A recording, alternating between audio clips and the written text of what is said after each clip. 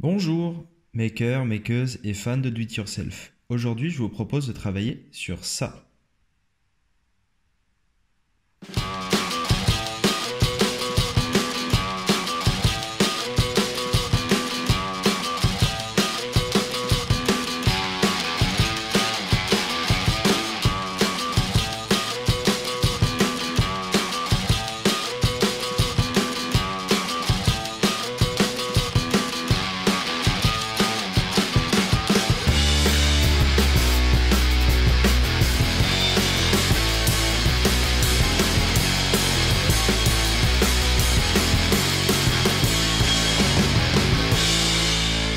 Bonjour à tous. Alors, pour vous expliquer un peu d'où m'est venu ce projet, j'étais en train de réaliser un phare effet Angel Eye, donc c'est un phare avec une lumière blanche et cette lumière blanche devient une lumière jaune lorsque le clignotant est en fonction. Et le problème c'est que cette bande LED que j'ai reçue ne fonctionnait pas comme je le désirais. Donc je monte, la lumière s'allume donc en blanche et lorsqu'elle reçoit l'information du clignotant, elle s'allume en jaune. Donc c'est pourquoi j'ai décidé de réutiliser cette bande LED pour fabriquer une lampe de caméra. Donc cette lampe, c'est un ensemble de plexiglas dans lequel la bande LED est placée, avec un boîtier qui permettra de placer l'électronique et des variateurs pour les bandes LED, et aussi la GoPro, et de pouvoir positionner cet ensemble sur un trépied. Et je vais vous expliquer donc comment réaliser ce projet. Bonne vidéo! Pour réaliser cet objet, je vais utiliser plusieurs chutes de plexi qui me restent de différents projets. Donc là, j'ai un plexi qui avait été mis avec une surface blanche, donc je vais en utiliser une partie. Des plexis de différentes épaisseurs, parce qu'il faut que je corresponde à cette épaisseur-là de bande LED. Donc là, moi, pour pouvoir réussir à atteindre cette épaisseur, ce que je vais faire, c'est que je vais utiliser un plexi assez épais comme celui-ci et rajouter une épaisseur de ce plexi-là. J'ai effectué plusieurs traçages sur mon plexiglas qui me permettent de voir ce que ça va donner avec la bande LED. Donc ça donnerait plutôt ça avec le diamètre 55. Je trouve que le diamètre 55 il fait du coup un peu faible par rapport à l'ensemble. Je vais changer de mèche pour pouvoir effectuer le perçage du milieu. C'est un diamètre 65.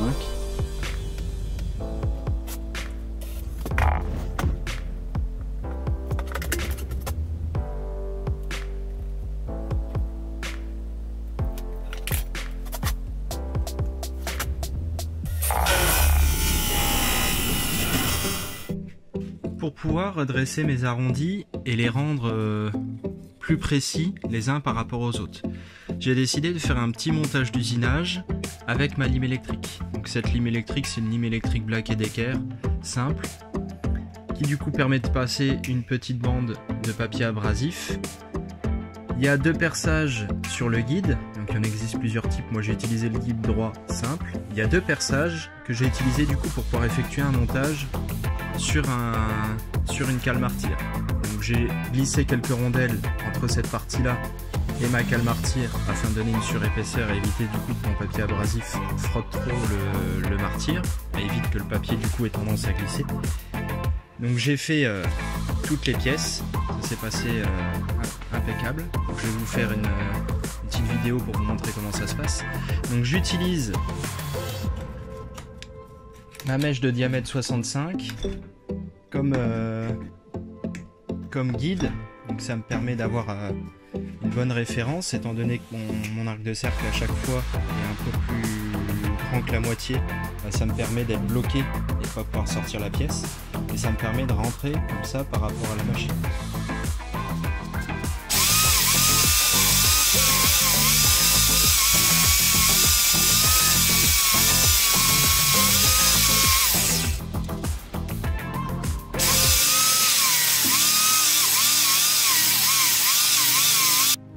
J'ai donc effectué des champs propres sur mes côtés et j'ai effectué les découpes afin de pouvoir jointer mes deux pièces et d'avoir une partie complète pour le cercle.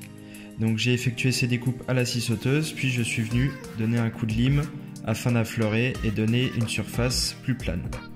Et je peux donc assembler mes deux ensembles. Donc si je regarde, je place ma mèche qui me permet de comparer le centre et je vois bien que je peux joindre les deux. Donc, ce qu'il va me rester à faire maintenant, c'est de préparer les découpes pour pouvoir placer les bandes LED. Donc pour cela, j'ai tracé la partie que je vais usiner. Je vais simplement les découper à la scie sauteuse. Donc avant de faire ça, je vais déjà les préparer et les percer afin qu'ils soient maintenus. Une fois que tous ceux-ci seront percés, je vais pouvoir les évider avec la scie sauteuse et ainsi j'aurai l'emplacement où je peux placer ma bande LED. Donc je les ai resserrés ici, bien placés par rapport au centre, je les ai recomprimés par rapport à cette partie-là. Je vais remettre une dernière presse ici. Je vais faire un premier perçage. Je démonterai pour déjà placer une première vis, ce qui me permettra d'être bien aligné par rapport à celle-ci. Une fois que ça se sera fait, je remettrai tout en place, je repercerai en face pour aller bloquer avec la deuxième vis, ainsi de suite. Et une fois que j'aurai déjà mis les 4 vis qui me permettront de maintenir au maximum l'ensemble, je pourrai faire tous les autres perçages.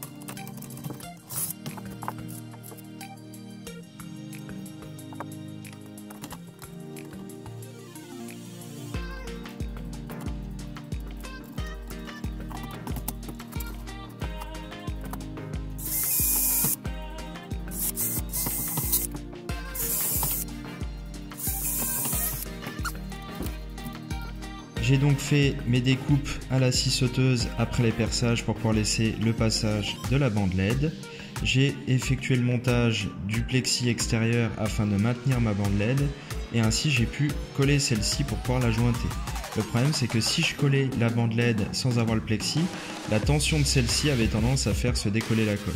Ainsi là, l'ensemble est bien maintenu, donc j'ai pu tout positionner. J'ai effectué aussi le perçage pour le passage de câble. Donc maintenant je vais pouvoir visser l'ensemble de mes vis afin de maintenir tous mes plexiglas et tout ceci en accéléré.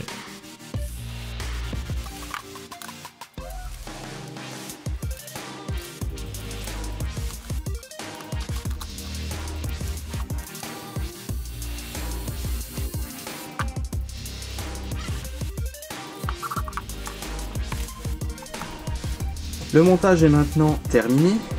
Donc j'ai laissé les vis encore dépassées, elles n'ont pas été coupées de longueur parce que je suppose que les 4 du bas vont me servir de base de fixation pour tout ce qui est fixation de la GoPro ou fixation à un trépied. Donc j'attendrai d'avoir vraiment terminé tout ce qui est dernier aménagement à l'arrière. En attendant, pour l'instant, on va parler d'électricité et notamment quelque peu d'électronique. Donc cette bande LED, elle fonctionne en 12 volts, parce qu'à la base, elle était utilisée dans l'automobile pour faire office de clignotant. Donc pour pouvoir l'alimenter en 12 volts, moi ce que je vais utiliser, c'est ça. Vous voyez peut-être pas très bien la caméra. C'est un câble USB qui transforme le 5 volts que vous avez dans un port USB, parce que vous avez du 5 volts en alimentation, qui va le transformer à l'intérieur. Il y a un petit transfo qui va ressortir cette électricité là en 12 volts, donc avec ce type de prise qui est assez commune. Donc ça c'est le câble que je vais utiliser pour faire mon montage. Je vous mettrai les liens en description. Moi en attendant, ce que je vais faire, c'est que je vais vous montrer un petit montage prototype pour vous montrer ce que ça peut donner. Donc pour cela, j'utilise le même type d'alimentation que ce que je vous ai présenté juste avant. C'est une alimentation que j'avais d'un projet précédent. Donc j'utilise ce type d'alimentation, 2 petits variateurs de 2 kΩ. Donc je vous mettrai un schéma pour pouvoir les relier. Et du coup j'ai effectué un branchement pour envoyer mon plus 12 volts à ces 2 variateurs qui vont renvoyer une électricité du coup qui va varier de 0 à 12 volts. Pourquoi j'ai 2 variateurs et 2 sorties? Parce que cette bande LED, je le rappelle, elle fait office de bande LED jaune pour le clignotant ou de bande LED blanche dans le cas où le clignotant n'est pas en fonction. Et moi mon but c'est d'utiliser ces 2 lumières là pour pouvoir obtenir des nuances de lumière différentes en fonction de l'éclairage que je veux. Donc pareil, pour alimenter, moi ce que j'utilise c'est ce type de powerbank qui sont de plus grosse capacité que les toutes petites qui contiennent qu'une seule pile 18650 qu'on a l'habitude de voir. Pourquoi j'utilise celle-ci? Tout simplement parce qu'elles ont plus de puissance et les autres, au moment où on alimente les deux bandes LED, ont tendance à avoir des ratés. Si elles arrivent à suivre, on entend quand même un bruit qui est un peu inquiétant, donc moi j'aime autant pas trop forcer sur ce type de batterie et utiliser celle-ci. Donc j'ai mis mes potentiomètres au plus bas, je me mets sur l'alimentation USB, rien ne se passe, c'est normal, et du coup, si je tourne, j'alimente ma bande LED jaune. Si je reviens en arrière, elle s'éteint. Je peux alimenter, en tournant le potentiomètre vers la droite, la bande LED blanche. Et si je pousse les deux potentiomètres ensemble, je peux alimenter encore d'une autre couleur. Donc l'avantage, c'est que je peux jouer finement sur la couleur que je veux avoir. Pour réaliser le circuit imprimé, je vais avoir besoin d'un fer à souder, des outils nécessaires pour dénuder les fils ou les couper, d'étain, d'une plaque de prototypage qui permet de souder n'importe quel composant et de créer des pistes soi-même, de deux résistances à variateur d'une valeur de 10 kΩ et d'un connecteur qui me permettra de connecter l'alimentation, et pour finir, de fils électriques de différentes couleurs pour pouvoir respecter les codes couleurs pour l'alimentation.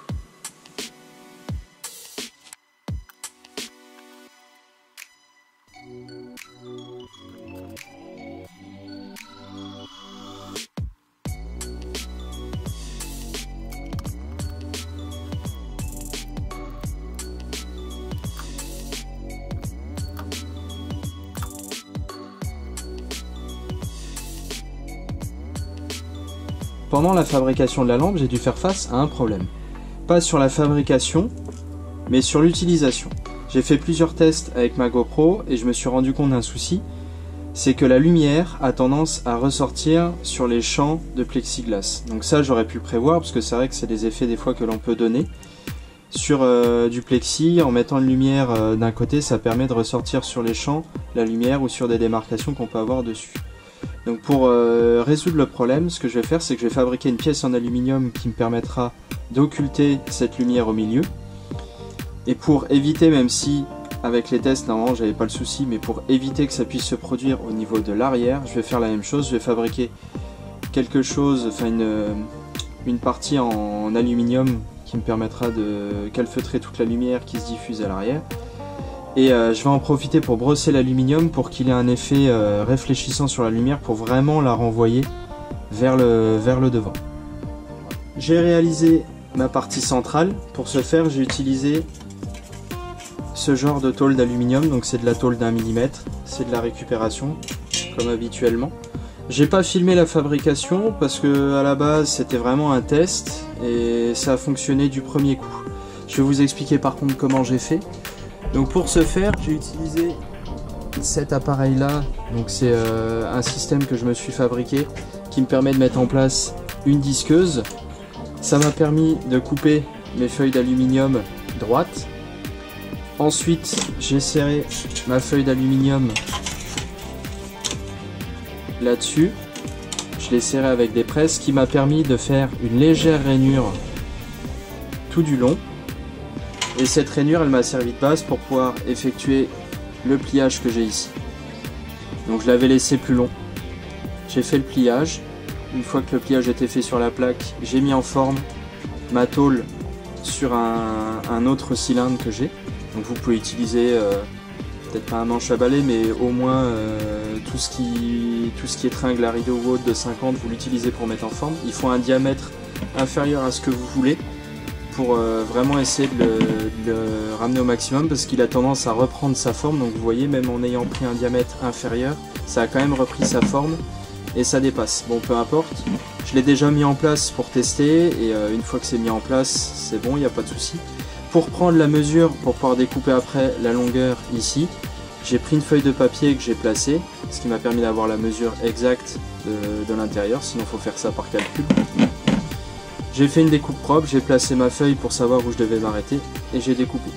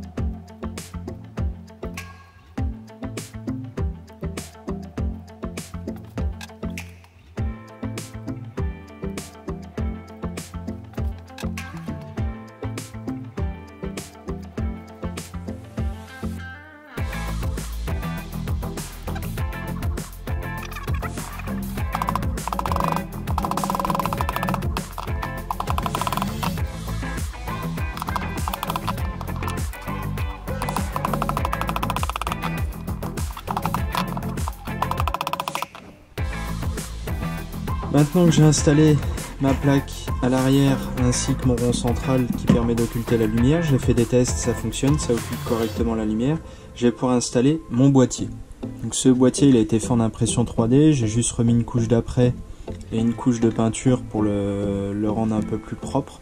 J'ai pas forcément travaillé à fond la finition, on voit encore des lignes de couches. Bon après ça reste juste pour de l'utilitaire, donc j'ai pas forcément besoin d'un état parfait. Donc je vais pouvoir installer ma carte électronique à l'intérieur, effectuer le montage de mes vis avec mes écrous. Et une fois que cette carte sera installée, je pourrai placer mon connecteur d'alimentation, le visser, et ainsi je pourrai effectuer les soudures. Et au moins le boîtier, enfin tout ce qui est partie électronique sera assemblé avec la lampe. Et ce qui me restera à faire, ce sera ces pièces-là métalliques qui se glissent dans ces parties-là.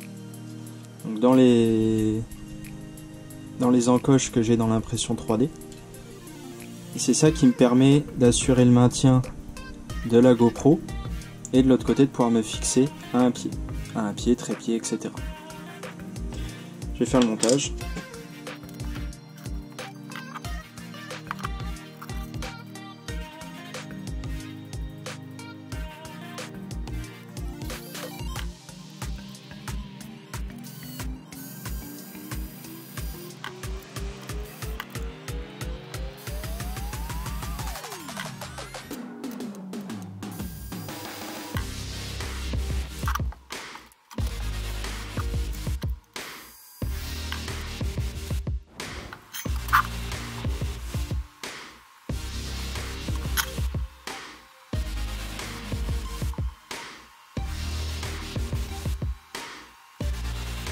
Pour cette dernière partie, donc j'avais fait déjà un prototype, ce que j'avais montré juste avant qui s'assemblait déjà dedans. Donc je vais m'en servir pour pouvoir réaliser les autres. J'en ai profité, ces perçages là je les ai pas fait avec un diamètre 3 comme celui-là, qui sera du coup le diamètre guide qui permettra d'insérer les vis. Je les ai fait percer en diamètre 2,5, ce qui m'a permis de tarauder avec du M3. Et je vais faire pareil pour les deux plaques. Ainsi, au lieu de mettre un écrou dans cette partie-là, j'aurai déjà des vis qui vont prendre dans cette partie-là et j'aurai plus qu'à mettre mes vis M3 ici. Voilà.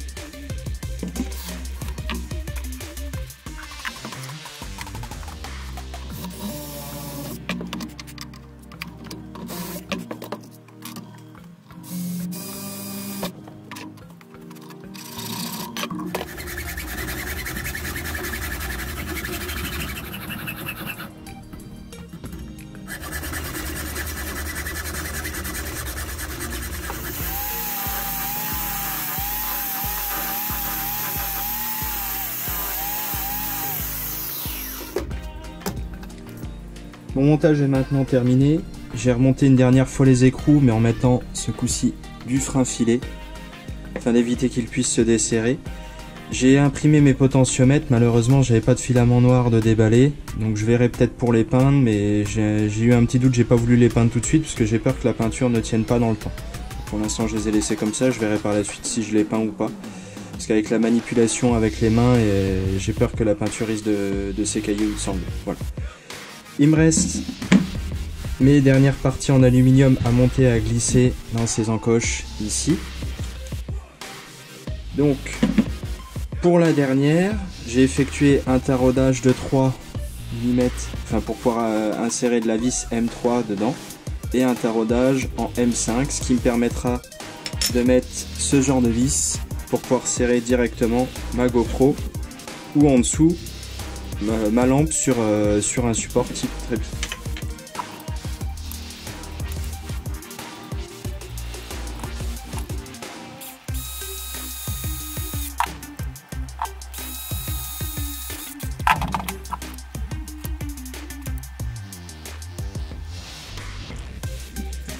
Je vais réeffectuer un montage de cette lampe sur le trépied.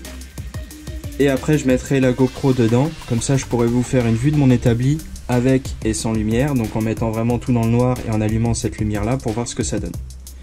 Nous sommes donc face à mon établi. Là si je mets en route ma lampe avec toute que les lampes allumées, on voit quand même un éclairage supérieur. Je vais mettre un peu de l'éclairage jaune pour essayer de créer une lumière plus lumière du jour. Là, si je suis à fond, je suis comme ça. Si je baisse un peu, je m'approche de l'éclairage. Je vais tout couper. Et je vais éteindre toutes mes lampes. On est maintenant dans le noir complet. Je vais allumer déjà l'éclairage blanc.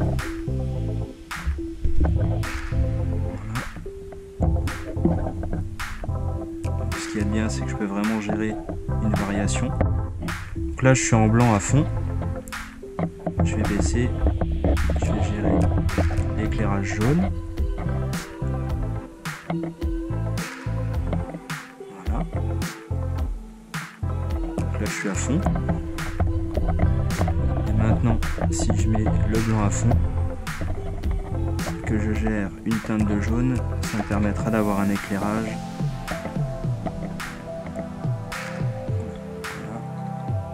Là, je suis plus proche de l'éclairage normal, d'un éclairage lumière du jour. Voilà. Et si jamais on veut insister sur un objet en particulier, ça permet d'avoir un éclairage clair.